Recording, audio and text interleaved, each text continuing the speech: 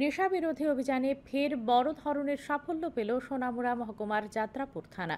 গোপন খবরের ভিত্তিতে গতকাল গভীর রাতে অভিযান চালিয়ে যাত্রাপুর থানার পুলিশ ধনপুর পঞ্চায়েতের বৈদ্যনাথ গ্রামের জাকির হোসেনের বাড়ি থেকে ৩ বাংলাদেশি সহ 2 ড্রাম গাঁজা উদ্ধার করেছে। পুলিশের আঁচ পেয়ে বাড়ির মালিক জাকির হোসেন পালিয়ে যায়। ধৃতরা বাংলাদেশের বরিশাল জেলার বাসিন্দা বলে জানিয়েছেন ওসি সুব্রত দেবনাথ। তিনি জানান, ভারত বাংলাদেশ সীমান্ত এলাকায় বিএসএফ এর সাথে টিএসআর এবং পুলিশের যৌথ অভিযান জারি আছে, রয়েছে কড়া নজরদারিও। তারপরে দেখলাম ওটা হ্যাঁ ঘটনা ঠিক। ৩ জন লোক, তাদেরকে পরিচয়পত্র সবকিছু দেখে জানা গেলাম তারা বাংলাদেশি। তাদেরকে আমরা যেহেতু বাংলাদেশি, তারা কোনো ভ্যালিড ডকুমেন্ট দেখাতে পারেনি, তারা মানে এন্ট্রি টু ইন্ডিয়ার কোনো দেখাতে পারেনি, কেন সে সঠিক কারণ দেখে বলে তারপর ৩ জনকে আমরা অ্যারেস্ট করলাম।